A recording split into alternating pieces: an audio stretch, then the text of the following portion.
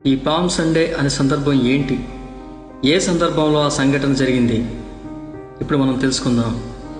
ప్రభు యేసుక్రీస్తు మరణాన్ని జయించి లేచిన వారం రోజుల ముందు ఆయన ఒక గాడిద పిల్లపై దేవాలయ ప్రవేశం చేసేటప్పుడు అక్కడి ప్రజలు ఖర్జూరపు మాటలతో హోసన్నా హోసన్నా అంటూ ఆయనకు స్వాగతం పలికారు.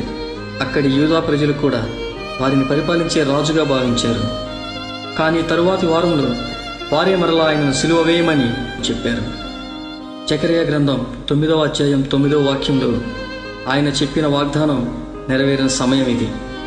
సియోను నివాసులారా బహుగా సంతోషించుడి, యెరూషలేము నివాసులారా ఉల్లాసముగా ఉండుడి.